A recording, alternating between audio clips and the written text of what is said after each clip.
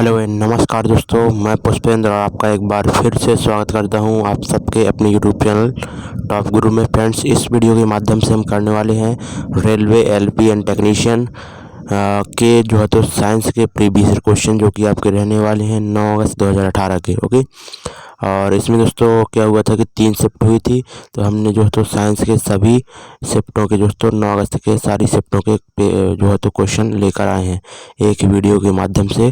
9 अगस्त 2018 के साइंस के जितने भी क्वेश्चन आए थे तो सारे आपके कवर हो जाएंगे। ओके, तो वीडियो को लास्ट तक अवश्य देखना, और इसकी पीडीएफ कहाँ पर मिलेगी हम आगे बताएंगे आपको, तो वहाँ से आप पीडीएफ इसकी आसानी से प्राप्त कर सकते हैं। ओके, चलिए बिना किसी देरी के फ्रेंड्स बढ़ते हैं और पहला क्वेश्चन की तरफ बढ़ते हैं।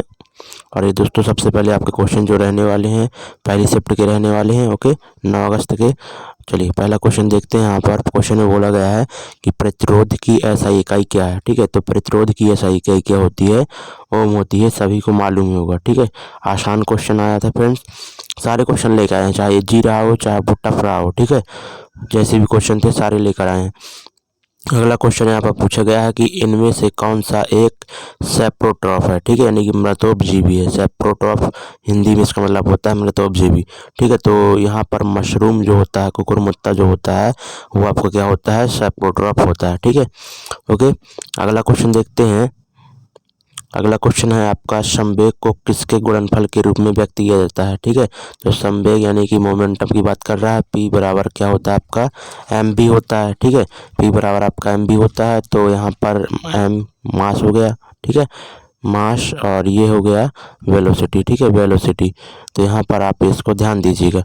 तो यानी कि आपको यहाँ पर संवेग के बारे में बात कर रहा है, तो यहाँ पर मास और वेलोसिटी के गुणनफल के रूप में व्यक्त किया जाता है। ठीक है, द्रव्यमान और वेग के। ओके, तीसरा ऑप्शन आपका राइट हो जाएगा। अगला क्वेश्चन देखते हैं, सर्च लाइट का परावर्तक कौन सा है? ठीक है, यानी कि सिंपल से इसमें पूछा गया है कि सर्च लाइट में दोस्तों जो परावर्तक का काम करता है वह कौन सा दर्पण होता है उसमें। ठीक है, तो सर्च लाइट में दोस्तों यूज होता है परावर्तक के रूप में अवतल दर्पण। ठीक है, यानी कि कॉनकेव मिरर। ओके, हम फ्रेंड्स बता दें कि कहाँ कहाँ पर जो है तो कॉनकेव मिरर का यूज होता है। ठीक है, कॉनकेव मिरर का यूज कहाँ कहाँ पर होता है, तो याद रखिएगा आपकी जो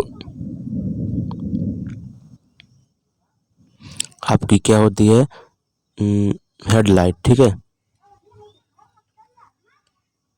ठीक है, हेडलाइट आपकी हो गई। ठीक है, और डेंटिस्ट जो डॉक्टर होते हैं दांत वाले तो वो भी यूज़ करते हैं। ठीक है, और सेविंग के लिए भी दोस्तों यूज़ करते हैं। ठीक है, और ये सर्च लाइट में भी हो गया। ओके, ठीक है, और एक दो जगह और यूज होता है तो आप ध्यान देना। ठीक है, तीन चार जगह हमने बता दिया।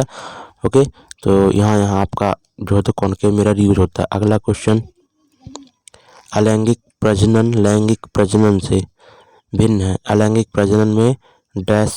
ठीक है, यहाँ पर आगे बोला गया है कि क्या है, यहाँ पर आएगा तो जो असेक्सुअल रिप्रोडक्शन जो होता है वह जो है तो सेक्सुअल रिप्रोडक्शन से आपका क्या होता है? भिन्न होता है। तो यहाँ पर अलैंगिक प्रजनन में दोस्तों क्या होता है आपको बताना है।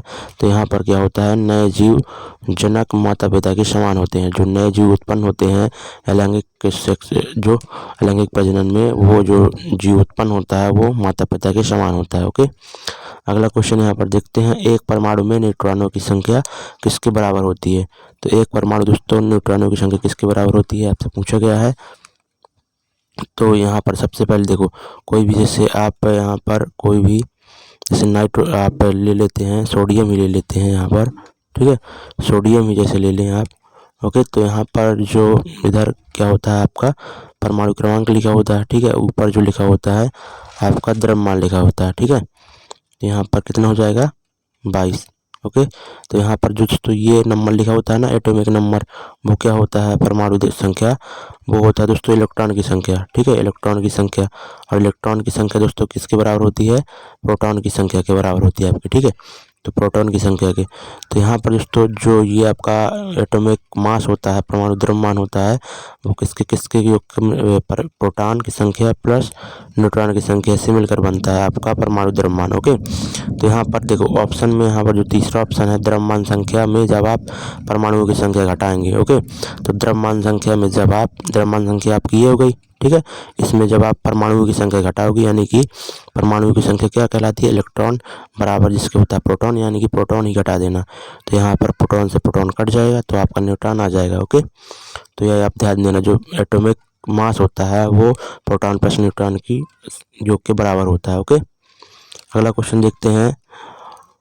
ऑक्टेव्स वर्गीकरण के न्यूलैंड्स लॉ में निम्नलिखित में से कौन सा अंतिम तत्व है। ठीक है, तो जो न्यूलैंड का जो ऑक्टेव्स नियम है उसका जो अंतिम तत्व दोस्तों कौन सा, आपका थोरियम, ये आप याद रखना। ठीक है, अगला क्वेश्चन देखते हैं। उस धातु का नाम बताइए जिसे आसानी से चाकू से काटा जा सकता है। ठीक है, तो ऐसी धातु दोस्तों आपकी ना तो तांबा है, ना ही सोना है, ना ही एल्यूमिनियम, लेकिन सोडियम दोस्तों एक ऐसी धातु है जिसे आप आसानी से चाकू के माध्यम से काट सकते हैं, क्योंकि ये बहुत ही नर्म धातु होती है। ओके, और ये मिट्टी के तेल में इसको रखा जाता है ताकि ये वायुमंडल के जो तो संपर्क में ना पाए। अगला क्वेश्चन यहाँ पर बोला गया कि 4 किलोग्राम भार की एक वस्तु क्षैतिज दिशा में 5 मीटर प्रति सेकंड की गति से बढ़ रही है। ओके, उसके बाद बोला गया है कि इसकी गति 10 मीटर प्रति सेकंड तक बढ़ाने के लिए इस पर किया गया कार्य क्या होगा। ओके, तो कोई दोस्तों क्या है कि एक 4 किलोग्राम भार की क्या है, एक वस्तु है। ओके, और इसकी पहले क्या क्या थी स्पीड, 5 मीटर पर सेकंड थी। ओके, ठीक है, तो पहले उसका जो है तो यहाँ पर वेग क्या था, 5 मीटर पर सेकंड। उसके बाद बोला गया है कि आपके यहाँ पर बोला गया है आगे आपका बोला गया है फ्रेंड्स की गति से बढ़ रही है। ठीक है, इसकी गति 10 मीटर प्रति सेकंड तक बढ़ाने के लिए इस पर किया गया कार्य कितना होगा। ठीक है, तो यहाँ पर दोस्तों अब वही सेम वस्तु है 4 किलोग्राम की। ठीक है, और बोला जा रहा है कि अब इसकी स्पीड कितनी हो जा रही है, 10 मीटर पर सेकंड। तो इसकी स्पीड 5 से 10 मीटर पर सेकंड तक बढ़ाने के लिए इस पर कितना कार्य किया जाएगा। ठीक है, तो ये वर्क बराबर क्या हो जाएगा दोस्तों, यहाँ पर जो गतिज ऊर्जा में चेंजेज आ रहे हैं, ठीक है, वही उसके द्वारा किया गया कार्य होगा। ठीक है, तो यहाँ पर वर्क बराबर क्या हो जाएगा आपका डिफरेंस इसके जो है तो काइनेटिक एनर्जी में। ठीक है, तो ये यहाँ पर दोस्तों डिफरेंस लेते हैं जब फाइनल जो है तो फाइनल काइनेटिक एनर्जी। ठीक है, okay, minus initial kinetic energy. Okay, तो यहाँ पर दोस्तों इसको जब वो करेंगे अपन 1/2 मास। ठीक है, और यहाँ पर ठीक है, यहाँ पर क्या हो जाएगा 10 का स्क्वायर। ओके, माइनस 1/2 मास, इधर हो जाएगा 5 का स्क्वायर। ओके, यहाँ से आप क्या कर सकते हैं, 1/2 m की जगह आप रख दीजिए 4, इसको कॉमन ले लीजिए। ओके, तो अंदर बचेगा आपका 100 माइनस 25। ओके, तो इसको इससे काट दीजिए 2, और इधर बचेगा 75, यानी कि 150 जूल आपका आंसर हो जाएगा। ओके, तो यहाँ पर हमने क्या किया फ्रेंड्स कि जो काइनेटिक एनर्जी में चेंजेज आ रहे थे गतिज ऊर्जा में, वही उसके द्वारा किया गया कार्य हो गया। ओके, अगला क्वेश्चन देखते हैं। रिक्त स्थान में सबसे उपयुक्त विकल्प भरें। ओके, तो यहाँ पर देखते हैं फ्रेंड्स आपका क्या होगा कि बोला गया कि वे पौधे जिनमें पौधे के विभिन्न भाग उपस्थित नहीं होते हैं वे डैश समूह से संबंधित होते हैं। ठीक है, तो थैलोफाइटा से संबंधित होते हैं, जिनमें दोस्तों ना तो बीज होता, ना ही आपका पत्ते होते, ना ही जड़ें होती, ना ही फूल होते, ना ही फल होते। ठीक है, ऐसे पौधे कौन से कहलाते हैं, थैलोफाइटा। ब्रायोफाइटा दोस्तों कौन से कहलाते हैं, जिनमें दोस्तों फॉल्स क्या होते हैं, फॉल्स फ्रूट और फ्लावर होते हैं, यानी कि झूठे फूल और फ्लावर होते हैं। ओके, फूल और फल होते हैं। ठीक है, तो ये ब्रायोफाइटा में हो गया। ठीक है, और ब्रायोफाइटा को दोस्तों क्या बोलते हैं, ब्रायोफाइटा को हम दोस्तों पादप जगत का एम्फीबियन बोलते हैं। ठीक है, ओभयचर। ओके, अगला क्वेश्चन देखते हैं। जब एक परिपथ में कई प्रतिरोध श्रृंखला में जुड़े हुए होते हैं तो यहाँ पर बोला गया है कि तो करंट का मान बढ़ता है कि आधा हो जाता है कि कम होता है कि एक ही रहता है। ओके, दोस्तों जब भी हम परिपथ में प्रतिरोध जोड़ते हैं तो हम दो तरह से जोड़ सकते हैं, या तो हम दोस्तों समांतर क्रम में जोड़ें या फिर श्रेणी क्रम में। ठीक है, तो यहाँ पर बोला है कि श्रृंखला में जोड़ें, यानी कि सीरीज में जोड़ना है हमें, तो बोला है कि करंट का मान में क्या प्रभाव पड़ेगा। ओके, तो जब भी दोस्तों हम प्रतिरोध को दोस्तों श्रेणी क्रम में जोड़ते हैं ठीक है। तो इसमें क्या होता है, धारा का मान जो आई होता है वो सभी जगह सेम रहता है। ओके, और यहीं पर अगर हम तो अगर आपकी दोस्तों प्रतिरोध श्रेणी क्रम में जोड़े होते हैं तो जो करंट के मान में कोई इफेक्ट नहीं पड़ता, एक ही रहता है। ओके, और अगर यहीं पर दोस्तों आपके जो है तो समांतर क्रम में जुड़ जाते हैं, ठीक है, समांतर क्रम में जो अगर प्रतिरोध जुड़ जाते हैं आपके, ठीक है, तो उनमें क्या होता है, इफेक्ट पड़ता है उसका। ठीक है, ओके। और दोस्तों देखो एक बात और बता दें कि यहाँ पर श्रेणी क्रम में धारा का मान प्रवाहित है, मतलब कि धारा का मान समान रहता है श्रेणी क्रम में, ठीक है, लेकिन यही समांतर क्रम में दोस्तों धारा का मान अलग अलग हो जाता है। और इसमें एक चीज़ और होती है कि जो विभवांतर होता है, ठीक है, जो वोल्ट होता है, ठीक है, उसका मान दोस्तों श्रेणी क्रम में अलग अलग हो जाता है, लेकिन समांतर क्रम में सेम रहता है, ये ध्यान देना। ओके, तो यहाँ पर इसका आंसर ऑप्शन नंबर चौथा हो जाएगा। अगला क्वेश्चन, इसमें बोला गया कि अणु में कितने परमाणु होते हैं। ओके, तो यहाँ पर आप देख ही रहे होंगे कि इसमें कितने परमाणु हैं। तो यहाँ पर देख सकते हैं आपकी, यहाँ पर देखो, यहाँ पर हाइड्रोजन 4 है, नाइट्रोजन 1, यानी कि 5 इधर हो गए और 5 की यहाँ पर 2 है। ठीक है, तो यहाँ पर 5 दूनी 10 और 11 4 15। ओके, 15 इसका आंसर हो जाए। अगला क्वेश्चन देखते हैं, 1 किलोवाट बराबर क्या होता है। ठीक है, तो 1 किलोवाट के बराबर आप देखते हैं यहाँ पर क्या आएगा आपका आंसर। ठीक है, तो देखो सॉल्व, 1 किलोवाट आवर। ओके, तो यहाँ पर सबसे पहले आपको देखना है 1 किलोवाट आवर यहाँ पर गिवन है, ठीक, और इसको बराबर में जूल में चेंज करना है। ओके, तो यहाँ पर दोस्तों आपको यहाँ पर 1 किलो का मतलब क्या होता है, 1000। ठीक है, तो 1000 हो गया। वाट का मतलब क्या होता है, जूल बट सेकेंड होता है, और हावर, ठीक है, इसको क्या कर देंगे हम, घंटे को सेकंड में चेंज कर देंगे क्योंकि सेकंड है यहाँ पर। ठीक है, तो कितना हो जाएगा, 60 × 60। ओके, तो और ये सेकंड हो जाएगा, सेकंड से सेकंड कट जाएगा आपका, तो यहाँ पर कितना हो जाएगा 36, और कितने जीरो हैं, 1 2 3 4 5। ठीक है, तो 5 जीरो। ठीक है, तो इसको क्या लिख सकते हैं हम, 3.6 × 10 की पावर 5 जीरो है, लेकिन पॉइंट लग गया तो 1 जीरो और बढ़ जाएगा। ठीक है, तो ये इतना आपका आंसर आ जाएगा। अगला क्वेश्चन देखते हैं, निम्नलिखित में से कौन सा अम्ल लाल चींटियों में उपस्थित होता है। ठीक है, तो यहाँ पर लाल चींटियों में दोस्तों उपस्थित अम्ल का नाम क्या है। ओके, तो लाल चींटियों में दोस्तों आपका फार्मिक अम्ल होता है।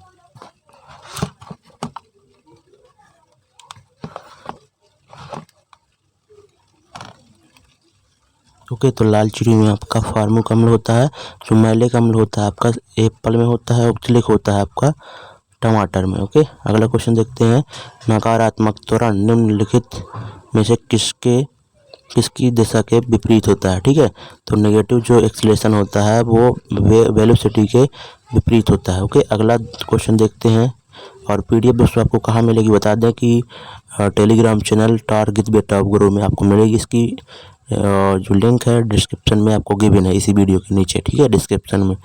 अगला क्वेश्चन है, पानी को ब्लीचिंग पाउडर में मिलाने पर कौन सी गैस निकलती है। तो इसका आंसर आपका क्या हो जाएगा, क्लोरीन। ठीक है, जब पानी को ब्लीचिंग पाउडर में मिलाया जाता है तो क्लोरीन गैस निकलती है आपकी। और अब क्वेश्चन जो आपके रहने वाले हैं सेकंड शिफ्ट के रहने वाले हैं। ठीक है, अगला क्वेश्चन यहाँ पर बोला गया कि 20 सेंटीमीटर की वक्रता के त्रिज्या वाले एक अवतल दर्पण की फोकस दूरी क्या होगी। ठीक है, तो सिंपल सा आपको पता होगा, जो आपकी वक्रता केंद्र होता है, ठीक है, वो क्या होता है, त्रिज्या का दोगुना होता है। ठीक है, फोकस दूरी का दुगना होता है। ठीक है, तो यहाँ पर अगर वक्रता त्रिज्या आपकी 20 है तो ये आपकी फोकस लेंथ यहाँ पर क्या आ जाएगी, 10 सेंटीमीटर। ओके, अगला 5 मीटर पर सेकंड की गति से गतिशील 22 किलो वजन वाले वस्तु की गतिज ऊर्जा कितनी होगी। ओके, तो यहाँ पर दोस्तों गतिज ऊर्जा आपको निकालना है, तो 1/2 यहाँ पर 22 × 25। ओके, तो यहाँ पर मल्टीप्लाई 11 इंटू 25 जब करेंगे तो आपका 275 आंसर आ जाएगा। अगला क्वेश्चन देखो, इजी क्वेश्चन आपको लग रहे होंगे लेकिन इसी तरह के क्वेश्चन पूछे गए थे तो हम वही लेकर आए हैं, ठीक है, अलग से थोड़ी बना देंगे। अगला क्वेश्चन यहाँ पर, यदि आप एक दर्पण में देखते हैं और पाते हैं कि छवि आपसे छोटा है तो दर्पण का प्रकार होगा। ओके, तो दर्पण दोस्तों अवतल भी हो सकता है और उत्तल भी हो सकता है। अवतल यहाँ पर क्यों नहीं हम 100% श्योर हैं, क्योंकि यहाँ पर जो होता है अवतल में दोस्तों तीनों तरह की आकृति बन सकती है, छोटी भी, बड़ी भी और समान आकार की। लेकिन उत्तल दर्पण में हमेशा दोस्तों छोटी ही प्रतिबिंब बनता है, ठीक है, छोटा ही प्रतिबिंब बनता है, तो इसलिए दोस्तों यहाँ पर उत्तल दर्पण हम लगाएंगे। अगला क्वेश्चन है, एक कंडक्टर का प्रतिरोध किसके व्युत्क्रमानुपाती होता है। ओके, तो प्रतिरोध दोस्तों क्या होता है आपका, यहाँ पर क्या होता है, रो होता है आपका, ठीक है, प्रतिरोधकता और into length upon cross section area. Okay, तो यहाँ पर दोस्तों क्या होता है कि किसके व्युत्क्रमानुपाती, ठीक है, तो व्युत्क्रमानुपाती किसके है, क्रॉस सेक्शन एरिया के, ठीक है, अनुप्रस्थ भाग का क्षेत्रफल के लंबाई के समानुपाती देखो होता है, और तापमान के भी समानुपाती, यानी कि किसी भी तार का अगर आप टेम्परेचर बढ़ाएंगे तो वहाँ पर उसके प्रतिरोध क्या होगा तार का, वो भी इंक्रीज होगा, ठीक है।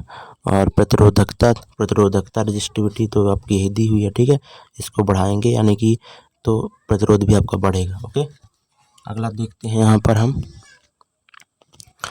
थायरॉक्सिन के संश्लेषण के लिए निम्नलिखित में से क्या आवश्यक है। तो दोस्तों आपको बता दें कि आपकी एक थायराइड ग्रंथि होती है जिससे आपका थायरॉक्सिन नामक हार्मोन्स रिलीज होता है, ठीक है, तो उसके लिए दोस्तों थायरॉक्सिन के संश्लेषण के लिए आपको आयोडीन की आवश्यकता होती है। ध्यान देना, वो घेंघा रोग हो जाता है ना, जब किसी व्यक्ति के थायराइड ग्रंथि से थायरॉक्सिन नामक हार्मोन से रिलीज नहीं होने लगता तो यहाँ पर क्या हो जाता है, उसको घेंघा रोग हो जाता है, आयोडीन की कमी से होता है, ध्यान देना, ठीक है। अगला क्वेश्चन देखते हैं, निम्नलिखित में से किसने रासायनिक संयोजनों के दो महत्वपूर्ण नियमों की स्थापना करके रासायनिक विज्ञान की नींव रखी थी, ठीक है, तो इसका आंसर क्या हो जाएगा आपका, एंटोइन एल लेवोजियर, ठीक है, एंटोइन एल लेवोजियर। ओके, अगला क्वेश्चन देखते हैं, ओके, सेल्सियस से केल्विन पैमाने पर तापमान को बदलने के लिए आपको निम्नलिखित में से क्या करना होगा, ठीक है। तो सबसे पहले हमें फार्मूला पता होना चाहिए, C/5 equal to F minus 32 होता है 9 K माइनस 273/5, ठीक है। तो यहाँ पर बोलेगा कि सेल्सियस से केल्विन में बदलना है, तो सेल्सियस से केल्विन का यहाँ पर जब हम देखेंगे तो यहाँ से 5 से 5 कट जाएगा, Celsius equal to K minus 273 Kelvin, ठीक है। तो यहाँ पर दोस्तों जब हम क्या बोला गया है कि सेल्सियस से केल्विन पैमाने पर तापमान को बदलने के लिए आपको निम्नलिखित में से क्या करना होगा, तो अगर आपको सेल्सियस का जो है तो माप केल्विन में चेंज करना है ना, तो आप उसमें क्या कर दें, केल्विन में चेंज करना है सेल्सियस को, तो केल्विन बराबर क्या हो जाएगा, सेल्सियस प्लस 273, यानी कि सेल्सियस में आप 273 ऐड कर दीजिए, ठीक है, तो ऑप्शन नंबर पहला राइट हो जाएगा। अगला क्वेश्चन देखते हैं, धातुएं अम्लों के साथ अपक्रिया द्वारा उत्पन्न करती हैं, ठीक है, तो धातुएं यहाँ पर ले लेते हैं सबसे पहले हम, ठीक है, Na2 ले लेते हैं, धातु ले लिया, और अम्ल ले लेते हैं HCl। ओके, तो यहाँ पर देखते हैं कि यहाँ पर जब क्रिया करेंगे तो क्या बनेगा, तो एक तो आपका NaCl बन जाएगा लवण, ठीक है, NaCl यहाँ पर 2 नहीं लेते हैं, ठीक है, NaCl2 आएगा, ओके, क्योंकि नाइट्रोजन 2 अणु रहेंगे उसमें, ठीक है। ओके, तो NaCl हो गया आपका, और प्लस क्या बनेगा आपका, हाइड्रोजन, ठीक है, तो इसकी बैलेंसी भी हम सही कर सकते हैं, ये और इधर 2 लगाया, ठीक है, तो बैलेंसी भी पूरी हो गई, तो लवण आ रहा, हाइड्रोजन दोस्तों निकलते हैं। ओके, अगला क्वेश्चन देखते हैं, ओके, क्लोरीन गैस का उपयोग निम्न में से किसके निर्माण में किया जाता है, तो दोबारा से वही क्वेश्चन देखो आ गया ब्लीचिंग पाउडर का, ठीक है, क्लोरीन गैस का उपयोग निम्नलिखित में से किसके निर्माण किया जाता है, तो ब्लीचिंग पाउडर का। ओके, अगला क्वेश्चन यहाँ पर 2 किलोग्राम के एक द्रव्यमान वाली वस्तु ऊपर की ओर 20 मीटर प्रति सेकंड के प्रारंभिक वेग से फेंकी जाती है, आगे बोला कि 2 सेकंड के बाद उसकी गतिज ऊर्जा क्या होगी। ओके, तो कोई दोस्तों 2 किलोग्राम वजन की क्या है, एक वस्तु है, अब इसको उठाकर ऊपर फेंका जाता है, ठीक है, तो पहले वेलोसिटी उसकी कितनी थी, 20 मीटर पर सेकंड, ठीक है, u का मान ये है। ओके, तो बोला गया है कि अगर उसको 2 सेकंड के बाद उसकी गतिज ऊर्जा क्या होगी, तो वह ऐसे चली जाती है। तो 2 सेकंड बाद यहाँ पर t बराबर आपको सबसे पहले क्या निकालना होगा, v का मान निकालना होगा। ठीक है, तभी तो आप वहाँ पर क्या निकाल पाएंगे, काइनेटिक एनर्जी। ठीक है ना, कि गतिज ऊर्जा 1/2 mv²। ओके, v² भी निकालना है आपको। तो सबसे पहले यहाँ पर आप एक जो तो न्यूटन की गति का पहला समीकरण जानते होंगे, u बराबर, ठीक है, क्या होता है, v बराबर u प्लस at। ओके, तो यहाँ पर v आपका निकालना है आपको, और u आपका 20 है, और यहाँ पर प्लस, ठीक है, और a का मान क्या होगा, 10 होगा। ठीक है, 10 मीटर पर सेकंड स्क्वायर, लेकिन क्या होगा, माइनस में होगा क्योंकि दोस्तों वस्तु ऊपर की तरफ फेंकी जा रही है और ग्रेविटेशनल एक्सर्शन नीचे की तरफ लगे, यानी कि विपरीत रहेगा उसके, तो इसलिए माइनस का रहेगा। ठीक है, तो यहाँ पर माइनस कर लेते हैं 10 इंटू टाइम कितना, 2 सेकंड। तो यहाँ पर v का मान आपका क्या आ जाएगा, 0। अब v का मान 0 आ गए तो यहाँ पर यानी कि वह वस्तु क्या है, विरामावस्था में 2 सेकंड बाद हो जाएगी, उसका वेग कुछ नहीं रहेगा। तो वेग कुछ नहीं रहेगा तो गति में रहेगी नहीं वस्तु, तो क्या हो जाएगा, उसका गतिज ऊर्जा 0 हो जाएगी। ओके, अगला क्वेश्चन देखते हैं। 4 किलोग्राम वजनी एक वस्तु स्थिर जो है, तो आगे आपसे बोला गया कि 4 किलोग्राम वजनी एक वस्तु स्थिर स्थिति में है। निरंतर बल लागू होने पर यह 5 मीटर प्रति सेकंड की गति से गति प्राप्त कर लेती है। तो बल द्वारा किया गया। इसके पहले सेम ऐसा ही क्वेश्चन कर चुके हैं अपन लोग। ठीक है, तो पहले क्या थी, वस्तु थी 4 किलोग्राम की। ठीक है, और वह क्या थी, यहाँ पर u का मान उसका 0 था। ठीक है, और आगे बोला गया है कि वह प्रारंभिक मतलब कि प्रारंभ में वह स्थिर स्थिति में थी। ठीक है, और उसमें बल लागू लगाया गया तो वह क्या है, 5 मीटर पर सेकंड के वेग से आगे बढ़ने लगी। ओके, तो बोला गया कि कार्य क्या किया जा रहा है, तो कार्य यहाँ पर क्या निकालेंगे हम, वही काइनेटिक एनर्जी में चेंज कितना हो रहा है, 1/2 यहाँ पर 4 और इधर क्या हो जाएगा 25 माइनस 0। ओके, तो 2 यानी कि 50 जूल यहाँ पर वर्क किया जा रहा है। ओके, एक पौधे के तने या जड़ का घेरा किस कारण बढ़ता है। ओके, तो इसका आंसर क्या हो जाएगा, लेटरल मेरिस्टेम। ओके, तो लेटरल मेरिस्टेम के द्वारा दोस्तों एक पौधे का तना होता है और जड़ होता है वो बढ़ता है। ठीक है, सिंपल से ही बोला गया है। ओके, मान लो पहले तना इतना रहता है, फिर इतना हो जाता है, मोटा हो जाता है, फिर और मोटा, यानी कि वो कुल मिला के पौधे के भागों के बढ़ने के ऊपर डिपेंड करता है। कौन, लेटरल मेरिस्टेम। ओके, ये ध्यान देना। निम्नलिखित में से कौन बढ़ते भ्रूण के लिए पोषक ऊतक का कार्य करता है।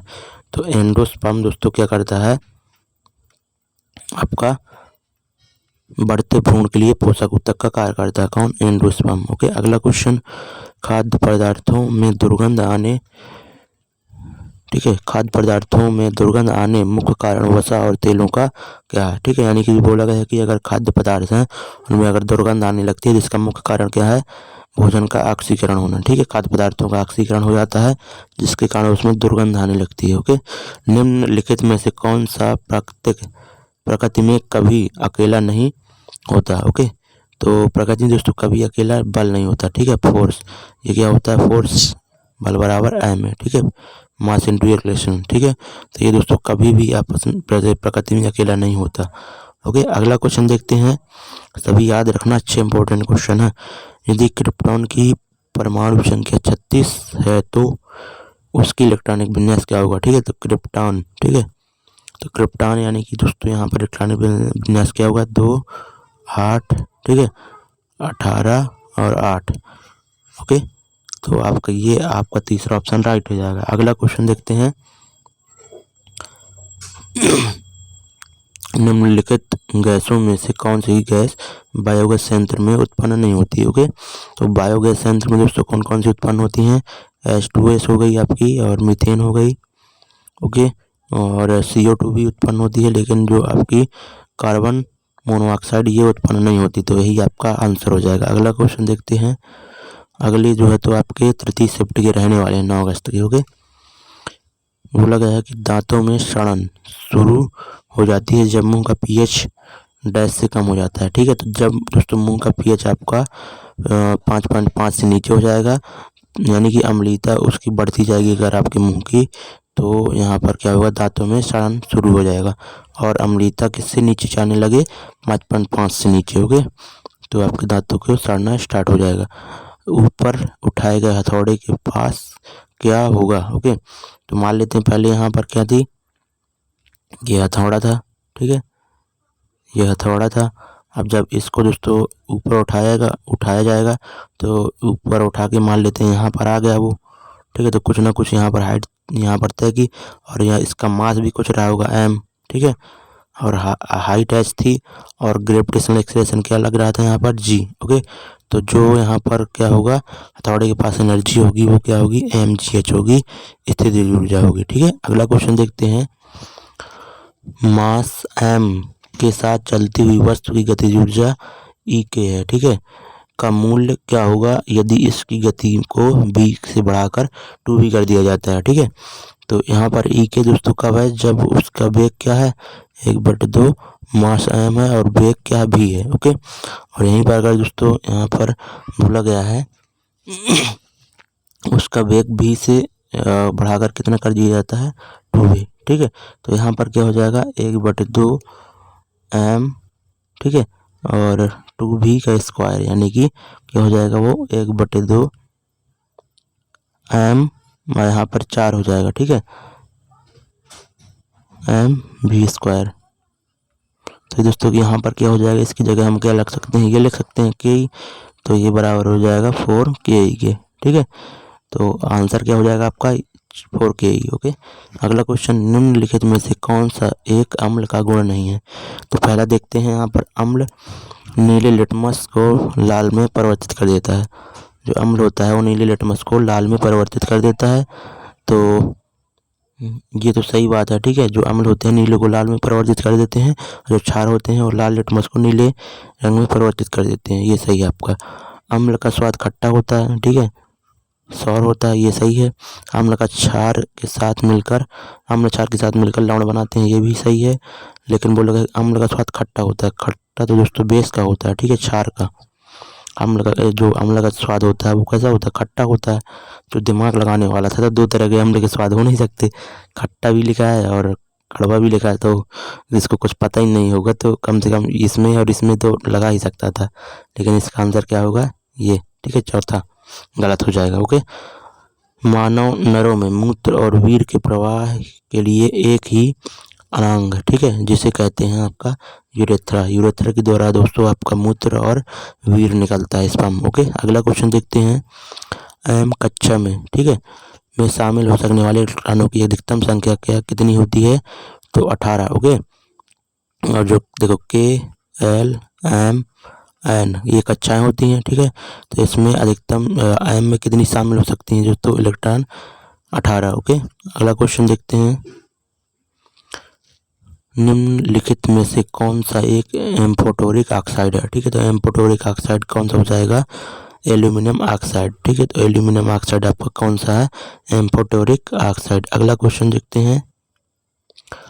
जब हम आवधिक तालिका के समूहों में नीचे जाते हैं, यानी कि आपको आवर्त सारणी में आप जब नीचे की तरफ जाएंगे तो बोला गया है कि सेल की संख्या घट जाएगी, कि वैलेंस इलेक्ट्रॉन कम हो जाते हैं, कि सेलों की संख्या बढ़ जाती है, परमाणु का आकार कम हो जाता है। ठीक है, तो दोस्तों देखो सबसे पहले हम क्या लेते हैं, हमें क्या पता है कि यहाँ पर हाइड्रोजन होता है। ठीक है, यहाँ पर लिथियम होता है, सोडियम होता है। ठीक है, तो यहाँ पर लिथियम होता है, सोडियम होता है। लिथियम में दोस्तों इलेक्ट्रॉन कितने होते हैं, 2 होते हैं, और इसमें कितने होते हैं, 11 होते हैं। ठीक है, यानी कि इसका इलेक्ट्रॉनिक विन्यास जब करेंगे तो 2, इसका करेंगे तो 2। ठीक है, लिथियम का दोस्तों 3 होता है। ठीक है, हीलियम का 2 होता है, लिथियम का 3 होता है, तो इसका इलेक्ट्रॉनिक विन्यास 2 1 हो जाएगा, इसका 2 8 1 हो जाएगा। ठीक है, यानी कि दोस्तों आप देख रहे हो कि कक्षा में वृद्धि हो रही है। ठीक है, सेल की संख्या में क्या होती है, वृद्धि हो रही है। यहाँ पर 2 सेल हैं, ठीक है, 1 और 2, इधर पर कितनी सेल हो रही है, 1 और 2 3। ठीक है, तो सेल की संख्या बढ़ रही है। बाकी आपका परमाणु का आकार कम होगा जब दोस्तों नीचे की तरफ जाएंगे। ठीक है, और बैलेंस इलेक्ट्रॉनों की संख्या अधिक होगी, और यहाँ पर सेल की संख्या घट जाएगी, ये बोला गया है। ठीक है, तो आपका तीसरा सही हो जाएगा। अगला क्वेश्चन देखते हैं, ऊतक क्या है। ठीक है, तो ऊतक दोस्तों वे कोशिकाएं, वे सेल जो मूल रूप से दिखने में और कार्य करने में समान होते हैं वह क्या कहलाते हैं, ऊतक कहलाते हैं। ठीक है, टिश्यू कहलाते हैं। ओके, ऐसे सेलों से मिलकर ही दोस्तों क्या बनते हैं, टिश्यू बनते हैं। तो ऐसे सेल दोस्तों जो कार्य करने में और दिखने में समान रहते हैं वही मिलकर क्या बनाते हैं, टिश्यू बनाते हैं। अगला क्वेश्चन देखते हैं, एक प्रतिरोधक में से विद्युत धारा I प्रवाहित होती है, एक स्रोत प्रतिरोधक में भी का विभवांतर बनाए रखता है, समय t में स्रोत द्वारा आपूर्ति की गई ऊर्जा की मात्रा क्या होगी। तो इसका आंसर क्या हो जाएगा, आपका ऊर्जा यहाँ पर क्या हो जाएगी, VIT। ओके, ये ध्यान देना आप। ओके, अगला क्वेश्चन देखते हैं, एक एल्कोहल का क्वथनांक 78 डिग्री है तो केल्विन में तापमान क्या होगा। ठीक है, तो अभी इसके जस्ट पहले पढ़ा, जब भी सेल्सियस के यहाँ पर बदलना है टेम्परेचर किसमें, केल्विन में, तो 273 रेट कर देते हैं। 273 रेट करने पर 300 क्या होना जाएगा। अगला क्वेश्चन देखते हैं, यदि कंडक्टर का प्रतिरोध दोगुना हो जाता है तो विद्युत धारा आधी हो जाती है, यह किस कारण होता है। ठीक है, तो ये दोस्तों I बराबर क्या होता है, V/R होता है ओम के नियम से। ठीक है, अब दोस्तों अगर आपका क्या हो रहा है, प्रतिरोध दुगना हो रहा है, प्रतिरोध अगर आपका दुगना हो जाएगा यानी कि धारा क्या हो जाएगी, आपकी आधी हो जाएगी, तो आपका चौथा राइट हो जाएगा। अगला क्वेश्चन देखते हैं, स्वाद का पता लगाने के लिए अभिग्राहक को क्या कहते हैं। ठीक है, तो स्वाद का पता लगाने के लिए दोस्तों क्या होती है, मुंह में हमारे गस्टेटरी, ठीक है, रिसेप्टरोस, ठीक है, रिसेप्टर्स होती हैं, रसवेदी अभिग्राहक होते हैं। ओके, अगला क्वेश्चन देखते हैं, सार्वभौमिक गुरुत्वाकर्षण कांस्टेंट G के मूल की खोज, यानी कि दोस्तों यहाँ पर बोला गया, देखो G बराबर क्या होता है, ग्रेविटेशनल एक्सेलरेशन बराबर क्या होता है, कैपिटल G बटे R² होता है ना। तो इस G की बात कर रहा है, तो इस स्मॉल G की खोज कितनी थी, कि गुरुत्वाकर्षण बल की खोज न्यूटन ने की थी, लेकिन ये गुरुत्वाकर्षण स्थिरांक जो था उसका खोज किसने की थी, हेनरी कैवेंडिश ने। ठीक है, ये ध्यान देना। अगला क्वेश्चन देखते हैं, यदि कोई वस्तु त्रिज्या r वाले एक वृत्ताकार पथ के चारों ओर जाने में 30 सेकंड का समय लेती है तो वेग भी निम्नलिखित किसके द्वारा दिया जाएगा। तो एक वृत्त है और कोई वस्तु उसे वृत्ताकार पथ में दोस्तों जाती है और वह एक सर्कल पूरा करने में कितना समय ले रही है, सर्कल पूरा कर रही है कि 2πr परिधि दूरी तय करेगी और कितना टाइम ले रही है t, वही उसका वेग हो जाएगा। ठीक है, तो आपका ये कहाँ पर दिया हुआ है, ऑप्शन नंबर 3 में। ठीक है, जब वस्तु को P और F के बीच रखा जाता है तो एक अवतल दर्पण द्वारा बनाई गई छवि क्या होगा। ठीक है, अवतल दर्पण की बात कर रहा है तो अवतल दर्पण लेते हैं हम। ठीक है, और बोला गया है कि P यहाँ पर होता है। ठीक है, और ये आपका मुख्य अक्ष हो जाएगा, P और F के बीच F यहाँ पर हो जाएगा, इधर वक्रता केंद्र होता है। ठीक है, तो P और F के बीच जब दोस्तों वस्तु आप रखेंगे तो बोला गया है कि छवि की स्थिति का पता लगाएं। ठीक है, तो जब दोस्तों आपकी यहाँ पर फोकस और मुख्य अक्ष के बीच में दोस्तों अगर आप रख रहे हैं ना ध्रुव के बीच में, ठीक है, वस्तु को, तो जो आपकी इमेज बनेगी ना वो दर्पण के पीछे बनती है, अवतल दर्पण में। ठीक है, ये ध्यान देना आप।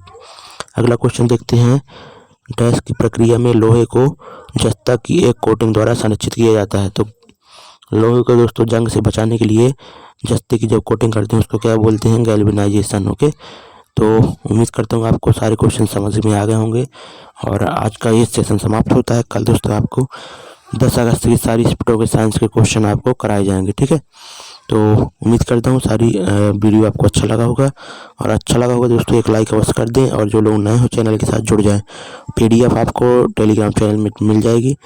ठीक है, वो आपका डिस्क्रिप्शन में टेलीग्राम चैनल का लिंक है, वहाँ से आप ऐड हो जाइए। बाकी आप सर्च भी कर सकते हैं टारगेट विथ टॉप गुरु। ठीक है, तो थैंक यू सो मच, मिलेंगे नेक्स्ट वीडियो में, धन्यवाद।